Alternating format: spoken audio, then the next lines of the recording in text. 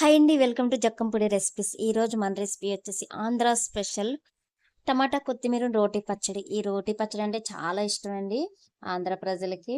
ఇది లేకోకుండా అసలు వాళ్ళు ఉండనే ఉండరనమాట. ఇప్పుడు మనకి సీజనబుల్‌గా దొరుకుతుంది కాబట్టి ఇంకా ఎక్కువగా చేసుకుంటారనమాట. రోజువారీ వారంలో 2, 3 సార్లయినా సరే ఇలా ప్రిపేర్ చేసుకుంటారు. ఇప్పుడు ఈ రోటి పచ్చడి వచ్చేసి ఎలా చేసుకోవాలి ఏంటనేది మీకు ఈ వీడియోలో చూపిస్తాను. ఒక హాఫ్ కట్ట వరకు కొత్తిమీరని తీసుకొని శుభ్రంగా కడిగేసిన తర్వాత పక్కన పెట్టేయండి. టమాటాలు వచ్చేసి ఒక పావు కిలో వరకు తీసుకున్నానండి నేను. అలాగే పచ్చిమిర్చి వచ్చేసి ఒక 10 పచ్చిమిర్చి వరకు తీసుకున్నాను.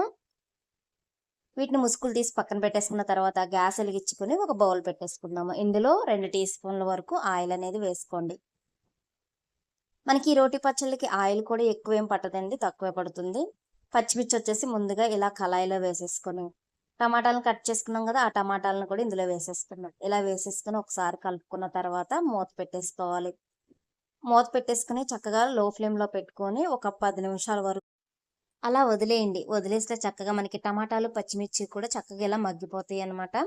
ఇలా మగ్గిపోయిన తర్వాత ఒకసారి కలిపేసుకొని, ముందుగా మనం కట్ చేసి పక్కన పెట్టుకున్న కొత్తిమీర ఉంది గదండీ! ఆ కొత్తిమీరని కూడా ఇప్పుడు ఈ టమాటా ముక్కల్లో వేసేసుకోండి. వేసేసి చక్కగా కలిపేసి ఒక 10 మినిట్స్ వరకు మూత పెట్టి వదిలేయండి లో ఫ్లేమ్‌లో పెట్టి.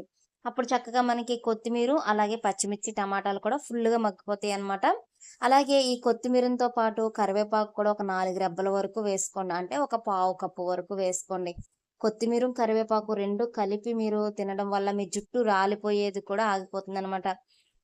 అంత అద్భుతమైన పోషకాలున్నాయి ఇందులోను. ఇప్పుడు ఇలా కలిపేసుకున్న తర్వాత మూత పెట్టేసి ఒక 10 మినిట్స్ వరకు వదిలేయండి. ఇదిగోండి కరివేపాకు కూడా ఒక 4 రెమ్మల వరకు తీసుకున్నాను. అంటే ఒక పావు కప్పు వరకు వేసుకుంటే సరిపోతుంది. ఇలా ఒకసారి కలుపుకున్న తర్వాత మనకి ఈ కొత్తిమీర కాడలనేవి మగ్గినాయో లేదో ఒకసారి ఇలా చెక్ చేసుకోండి. మనకి చక్కగా ఇలా పట్టుకుంటే మెత్తగా అయిపోతాయి అవి. అవ్వకపోతే ఇంకొక 5 నిమిషాలు మూత పెట్టేసి ఇలా కుక్ చేసేసుకోండి. ఇలా కుక్ అయిపోయిన తర్వాత ఒకసారి కలిపేసుకొని దింపి పక్కన పెట్టేయండి. చక్కగా చల్లారిపోతుంది. ఇప్పుడు ఇందులో చింతపండు వచ్చి చిన్న నిమ్మకాయ సైజంత చింతపండు తీసుకొని ఇందులో వేసేయండి.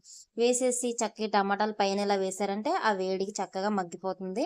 ఇప్పుడు రోలుని శుభ్రంగా ఇలా కడిగేసి ముందుగా మనం మగ్గించి పక్కన పెట్టుకున్న టమాటాలు, ఈ కొత్తిమీర ఇందులో వేసేసుకొని చక్కగా దంచుకుందాం ముందు. ఈ కొత్తిమీర పచ్చడి ఒక్కసారి తిన్నారంటే అస్సలు వదిలిపెట్టరండి. చాలా రుచిగా ఉంటుంది. చాలా టేస్టీగా ఉంటుంది. కొత్తగా ఎవరు తినని వారైనా సరే ఒక్కసారి తిన్నారంటే దీనికి అలవాటు పడిపోవాల్సిందే. అంత రుచిగా ఉంటుంది. దీంట్లో ఆరోగ్య బెనిఫిట్స్ కూడా ఉన్నాయండి. కొత్తిమీర వల్ల మనకి తల అనేది ఊడుకోకుండా, ఊడిపోయే తల అయినా ఆగుతుందనమాట. అంత అద్భుతమైన విటమిన్స్ ఉన్నాయి ఇందులోను.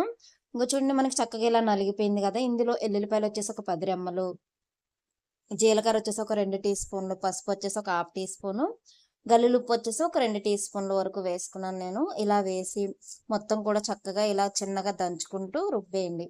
చక్కగా ఇలా రుబ్బేస్తే మనకి కొత్తిమీర, టమాటా రోటి పచ్చడి అనేది రెడీ అయిపోతుంది. చూడండి ఎంత కలర్‌ఫుల్‌గా ఉందో. వేడి వేడి అన్నంలో అంత పచ్చడేసుకొని, అన్ని ఉల్లిగడ్డలు పక్కన పెట్టుకొని తింటుంటే అసలు పంటి కింద ముద్ద ముద్దకి కూడా ఉల్లిపాయ తగులుతూ తినే కొద్దీ కూడా ఇంకొక 2 ముద్దలు ఎక్స్‌ట్రా తినాలి అనిపించేలా ఉంటుందనమాట. అంత రుచిగా ఉంటుంది. మనం రోటీ, చపాతీ, రైస్ దేనికైనా సరే చాలా పర్ఫెక్ట్‌గా ఉంటుంది. ఇదిగోండి ఇలా ఒక బౌల్‌లోకి తీసేసుకుందాము. దీన్ని పోపు కూడా పెట్టే పని లేదండి. చక్కగా ఇలాగ డైరెక్ట్‌గా మనం రైస్‌లో వేసుకొని తినేయొచ్చు. ఇప్పుడు ఇందులో చిన్నగా, సన్నగా కట్ చేసిన ఉల్లిపాయ ముక్కలొచ్చేసి ఒక హాఫ్ కప్ వరకు వేశాను నేను.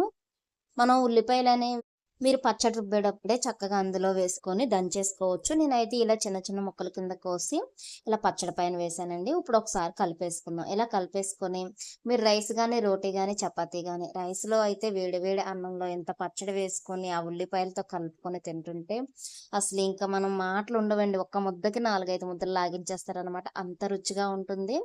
మీకు గనుక నా వీడియో నచ్చినట్లయితే లైక్ చేయండి, షేర్ చేయండి, నా ఛానల్‌ని సబ్స్క్రైబ్ చేయండి. Thank you for watching.